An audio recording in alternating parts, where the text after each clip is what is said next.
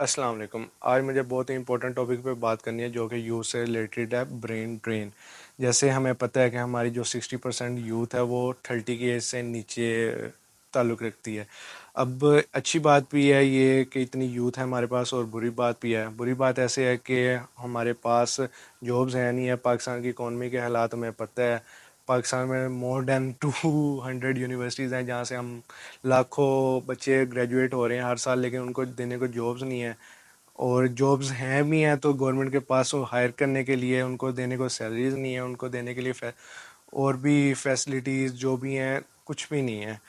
اور یہ سچویشن جو کہ برین ڈرین ہے یہ الارمنگ سٹیج پہ پہنچ چکی ہے. ابھی ہم 2018-19-20 کی بات کریں، کم سے کم 4 لاکھ جو پروفیشنل لوگ ہیں، ڈاکٹر، انجینئرز، منیجرز، ایگریکلچر سے تعلق رکھنے والے لوگ، یہ سارے ملک چھوڑ کے جا رہے ہیں. یہ پروفیشنلز جو پڑھے لکھے اسکلفل لوگ ہیں. اور اس کے علاوہ تقریباً 8 لاکھ لوگ یہ جو ان سے ادھر جا کے مزدوریاں کرتے ہیں، کوئی لیبرز کرتے ہیں، کوئی باربرز ہوتے ہیں، کوئی پلمبرز ہوتے ہیں، کوئی الیکٹریشین ہوتے ہیں، یا ویسے ہی مزدوریاں ان کی جیسے خلیجی ممالک میں جا کے ایگریکلچر ہوتی ہے تو ان کے پانی لگا لیا، جانوروں کو پال لیا.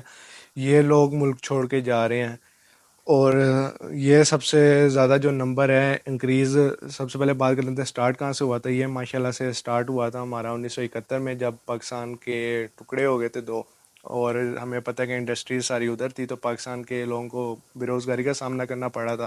تو پھر بھٹو صاحب نے خلیجی ممالک، اپنے دوست ممالک سے بات کر کے لوگوں کو ادھر امپلائمنٹ دلوائی تھی.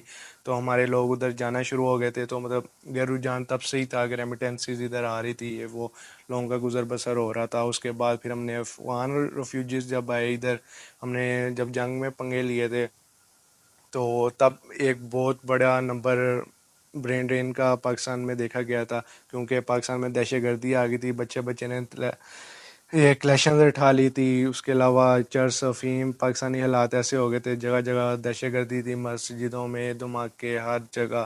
تو پھر ایک دفعہ بہت انکریز آ گیا تھا، لیکن 2017-18 سے پھر بہت بڑا نمبر ہم دیکھ رہے ہیں کہ آ رہا ہے. 2020 کا میں کوٹ کر دیتا ہوں، تب بھی 4 لاکھ لوگ گئے. 2021 میں 2 لاکھ لوگ گئے. 2022 میں 8 لاکھ لوگ گئے. 2023 میں 8.5 لاکھ لوگ گئے. اور یہ ابھی بھی تقریباً نمبر 9 لاکھ 10 لاکھ کے راؤنڈ اباؤٹ چل رہا ہے. اس میں یہ نہیں ہے کہ صرف ویسے ہی لوگ جا رہے ہیں، اس میں اسٹوڈنٹس نکل رہے ہیں ہائر اسٹڈیز کے لیے، گریجویٹ کے لیے، پوسٹ گریجویٹ، جس کا جہاں پہ دال لگ رہا ہے اس ٹائم نکلنا چاہ رہا ہے. اس ٹائم پاکستان میں وہی پھنسا ہوا ہے جس کے پاس پیسے نہیں ہے یا جس کو اپرچونیٹی نہیں مل رہی ہے.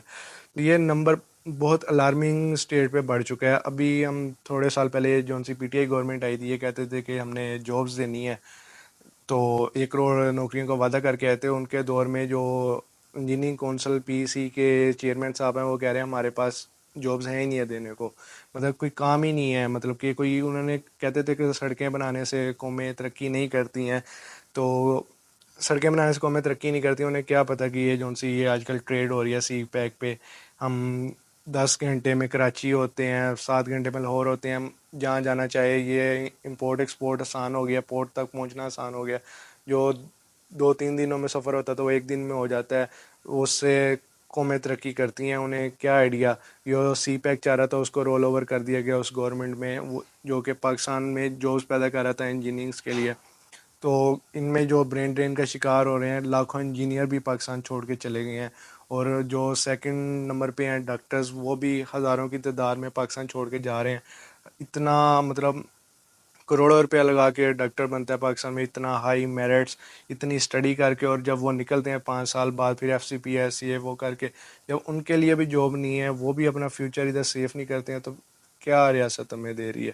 اس کے بعد ایچ ای سی کی بات کرتے ہیں. 2021-22 میں انہوں نے 132 اسٹوڈنٹ بھیجے تھے، جو کہ انہوں نے ٹریننگ کے لیے مطلب بھیجے دوسرے ممالک میں، کہ اس میں سے انہوں نے کہا کہ جہاں پہ آ کے پاکستان کو سرو کریں گے، اس میں سے صرف 50 باقی واپس آئے تھے، باقی پاکستان آنے کو ہی تیار نہیں ہے. پی آئی اے کا عملہ ہر روز آئے خبر سنتے ہیں کہ بھائی وہاں پہ گئے اور عملہ غائب ہو گیا.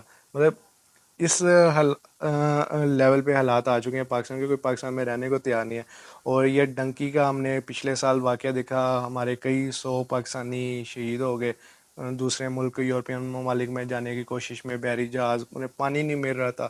کیا کیا مطلب یہ تو بہت بڑا نمبر تھا کہ مطلب ادھر رپورٹ ہو گیا.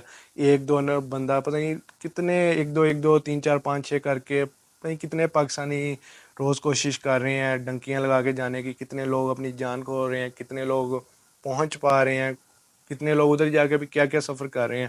اتنا کچھ سفر کرنے کو تیار ہیں لیکن لوگ پاکستان میں رہنے کو تیار نہیں ہے. اس کی وجہ یہی ہے کہ جابز نہیں ہے, کچھ ہے نہیں ہے کرنے کو.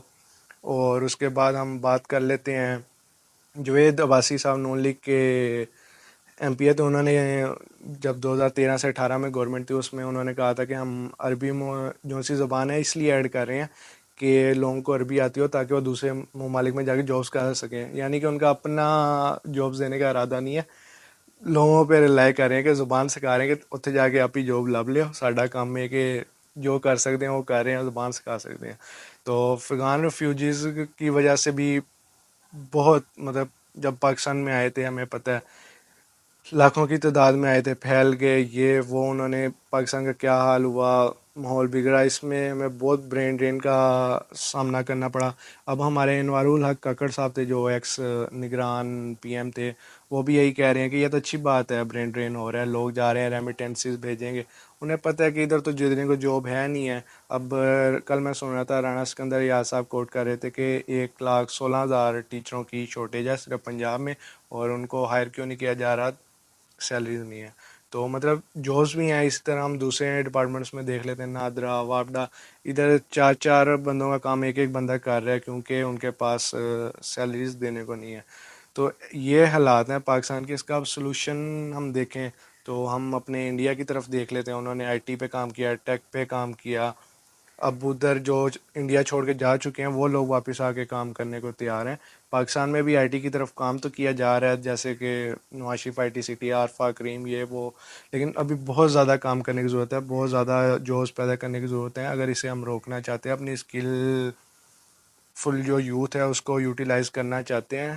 کون اپنا گھر چھوڑ کے جانا چاہتا ہے, کون اپنی ریاست کو چھوڑ کے جانا چاہتا ہے, لیکن حالات ایسے ہو چکے ہیں.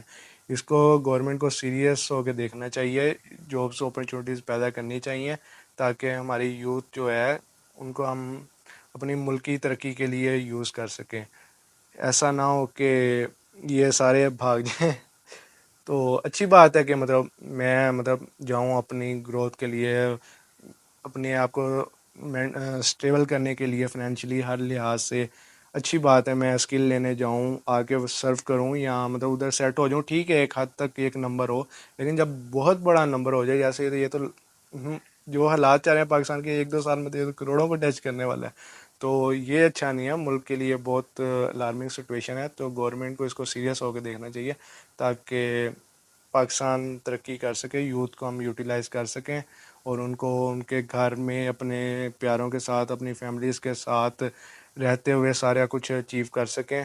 جزاک